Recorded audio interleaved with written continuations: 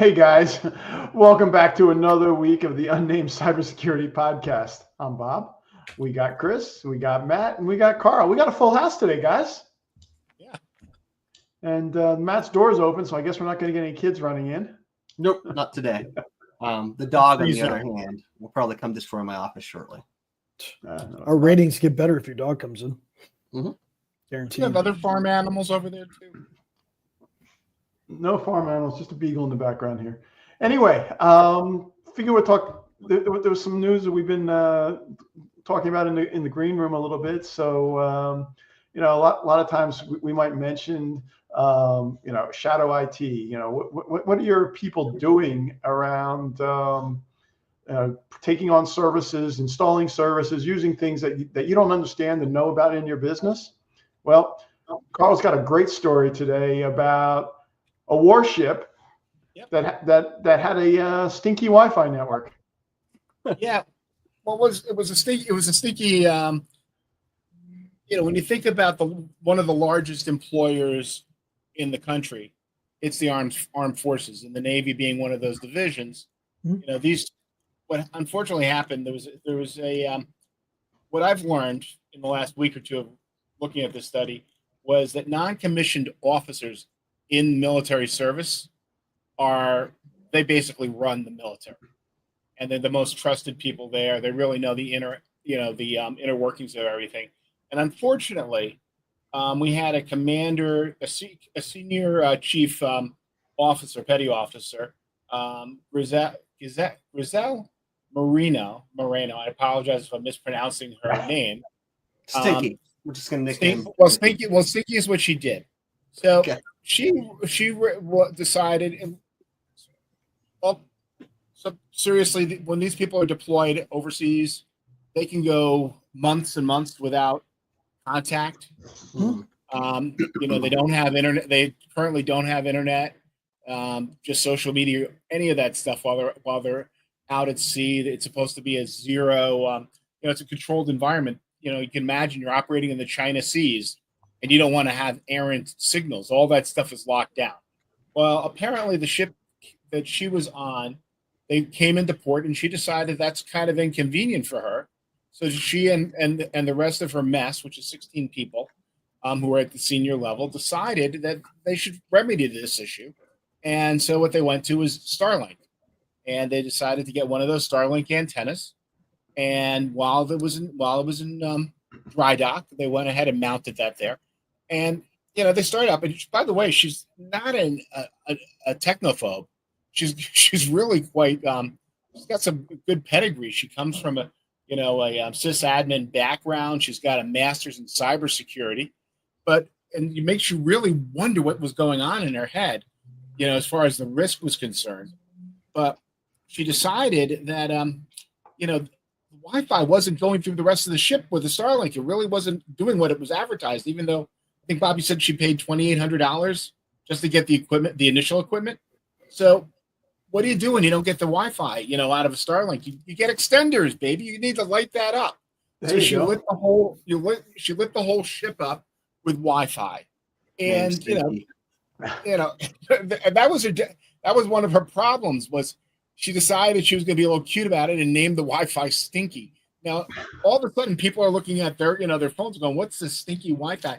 The captain came to her directly, said, "Hey, do you know anything about this?" She goes, "I do not know." Swore up and down multiple times.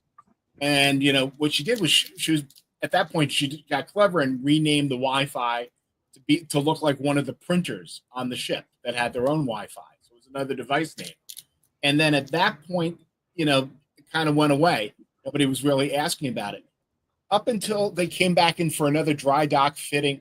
And Bob, I think you have a picture of this here. You can look. This is where, if you look where the red arrow is, that's where the Starlink antenna was. Well, that big thing I think is the radar. The big bulb is the radar system. I'm not a military expert on hardware. But they came in to retrofit that. And while they were there, they looked down and they said, "What the heck is this?" And so she went back, so at that point they found the Starlink. Now, Yeah, it was actually, the it was, captain- you know, I looked at that picture a little, Carl. It was actually mounted to a pallet that was lashed to the deck. So it wasn't a permanent structure, but they did have to run some cables out there.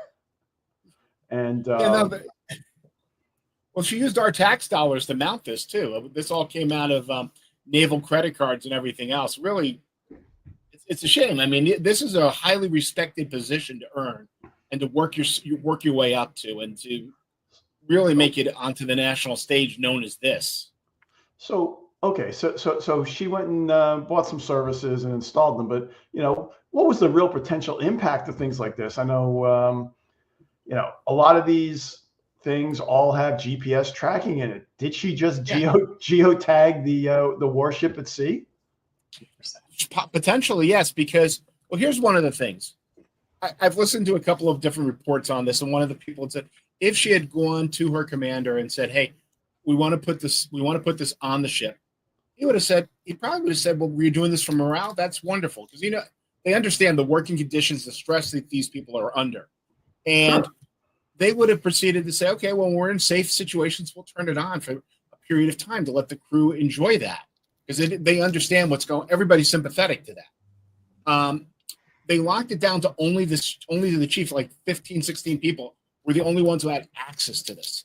So when he confronted her the second time, she proceeded to go and say, "Oh, well, we did this for morale, you know, and we opened it up, and we only did it when we were in safe situations." Well, what he did at that point is he called up Starlink and said, "Hey, this is my serial number. I need a report now about all the places that had been turned on." It had been on for months while they were deployed in hostile situations. You know, in the China seas, they mess around. You know, boats come up. You've got pirates. You got places that are out there. I mean, if you think about it, you're like, well, it's a destroyer. But we've had large ships that have now been hit with like jet ski drones that have gone out and done significant damage, not to our ships, but to other ships that, you know, that are out there that technically, you know, for a couple $1,000s, this new drone type of tactics that are going out to do incredible damage to a lot of stuff out there. So they could have been, you know, it really could have invited some real unfortunate hardships. So there is a reason why you don't put an unsecured Starlink system into a secure, you know, into a high, you know, Navy ships out at sea. You're not supposed to know where they are. You know, that's kind of built into their safety and the way that they stay safe at sea. So, you know, and on top of that, she didn't even share with the rest of the crew. You know, and could have unfortunately been a real tragedy here. Well, she didn't want to use up her bandwidth. Of course not. I mean, you got to get all of your what is it, your Netflix down there, and what do you got, Chris? I mean, you want to joke about it, but like, think about like which data she could have fed out of it. Right. So you get a situation like that. Maybe she's leaking location information because she has now a communication, you know, not to say that she did that, but like that's the danger is just like extreme. The danger in the social media. Here I am on the ship. Look over the side, and you see it. Yeah. Or just leaking confidential information because you have access to an internet that you're not supposed to. That's not protected. Right. It kind of brings back, like, I mean, how many of you guys have just shown up to a company that suddenly had like DCP problems because somebody plugged a Wi-Fi router in because they wanted Wi-Fi someplace? Yeah. I mean, it's very, you laugh, right? But it's like, it happens more often than what people think. So here's somebody who really knew. Here's somebody who really knew not to do that. I mean, educated, cybersecurity background.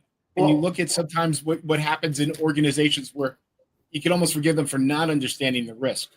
So, okay, for example, so the scenario that Chris just described was somebody of an extra DHCP server showing up because they plugged in a Wi-Fi router. That's not in a textbook in a classroom. That's experience. Mm-hmm. Yep. Yeah, because you start having communication problems. It could take down machinery. It could take down an entire plant just because somebody decides that they want Wi-Fi in a place that they should have just asked. So, Bob, could you be hinting that education isn't experience, or maybe even perhaps that a master's in cybersecurity sounds good, but it might not come with judgment? Because I'm just kind of dumbfounded at the decision process to get to where she did, regardless of background or anything. Some people are really good. I would say that there's nothing that experience outweighs. Bingo.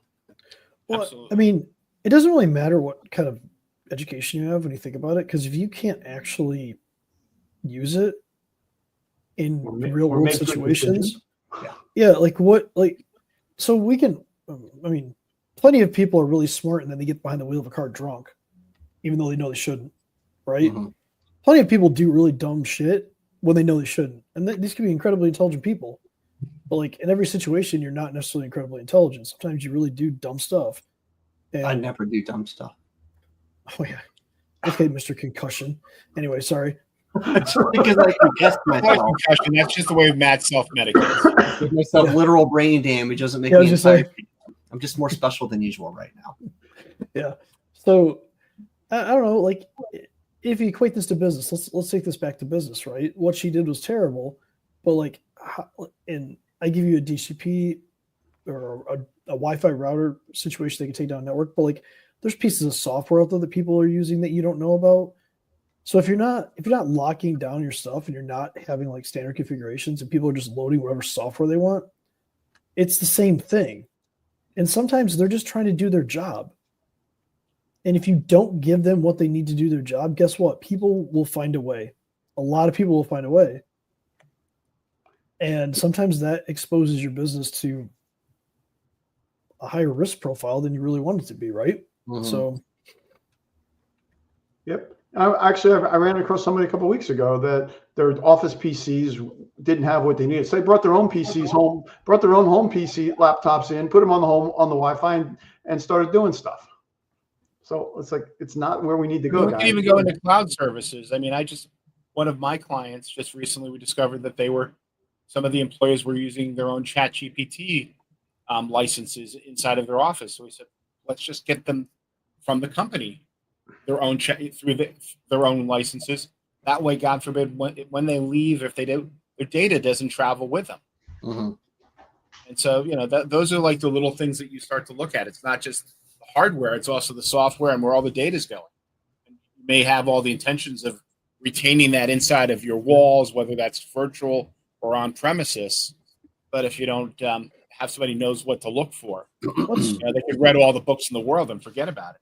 Well, I mean, that's the essence of shadow IT. People will find a way to do things, and if you don't know about it, it's done in the shadows, right? Mm-hmm. I mean, yep. So, Chris, how do we find it?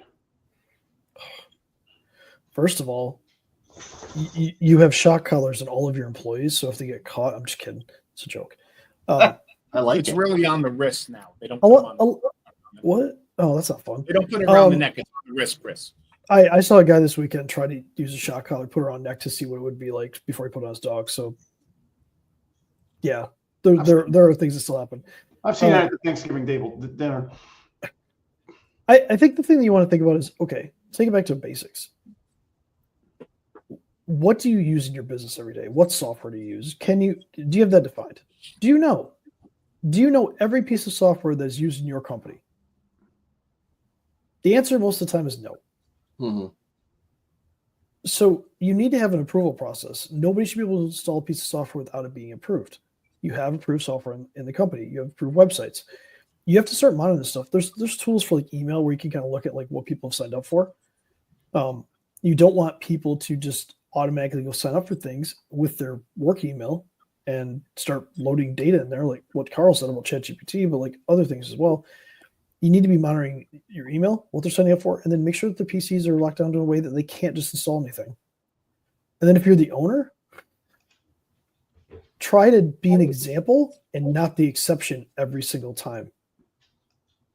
And because that's what we see a lot is owners say, well, maybe they can't install something, but I can because I own the company.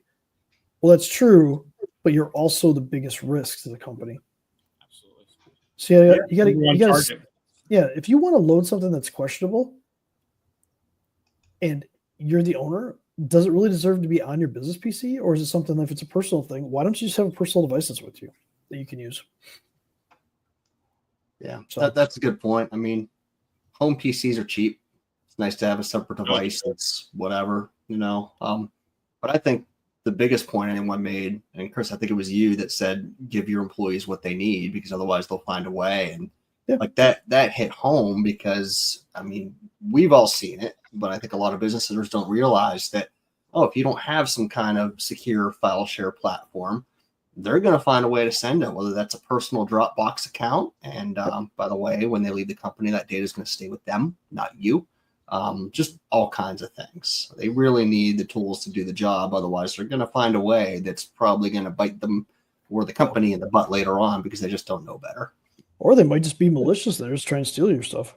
No, Well, actually, they're also working from the side of like just they're trying to get their job done and they're looking for like we all do.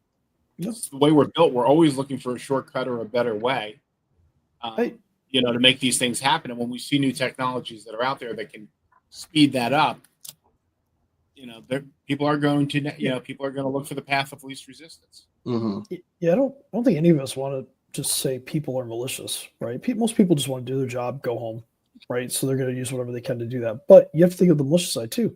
Sometimes they might just get pissed off at you, and they might use that power that they have to load tools and, to Matt's point, take data, put it on something personal, and get it out of the business.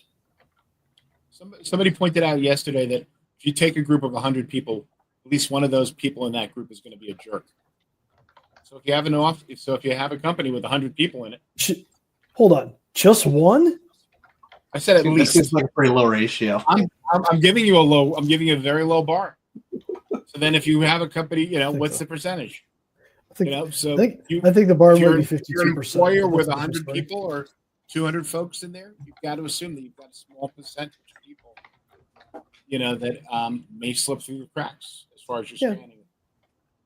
Well, I think there's a video going on social media that illustrates that point. It's usually a dog. It's like the person will say it's cost nothing to be nice. Yeah. Oh yeah. How much does it cost to be an asshole? It's free, isn't it? I'll Venmo you. So, you know, it goes back to that point. Like, anyway, the moral of the story is figure out the Wi-Fi on naval ships. Don't leave geolocation on them for another company to see where U.S. naval ships are. Bad idea. Give your employees what they need to do their jobs. Make sure that you have standards in your business that are only allowed. Like, these are the applications that you can use in your business. And if you don't have that, start kind of just tracking what you use every single day, each department, everything like that, and make it a standard. And then work with somebody that can help you lock it down and make sure that there's an approval process. There you go. Yeah. Mm-hmm. With that, it's time to move on and get back to work, gentlemen. I don't want to get back to work. We said we were talking about other stuff. Just kidding. All right. Drop us a follow, drop us something down in the chat. Like, what do you want to see us talk about? If you want us to expand on Shadow IT, if you want us to use something else, let us know. Yeah, if you want to, and we're also now still having the Matt fan page. Specific out there, we have T-shirts. True. That are going to be made for the Christmas holidays. Also, if you want to, we also have a special store now. Where you can buy mugs. Also, if you want to Venmo me, just send me, just DM me, and then I'll send you my Venmo. No idea what's happening now. Actually, we're selling things off of our desk. I was reading a book over the weekend, and there was a note in the preface from the author that said, you know, you want to start earning money now, Venmo me, and I'll send you $1, and he did. Okay, that's kind of funny. Talk to you later, guys. Later. Have a good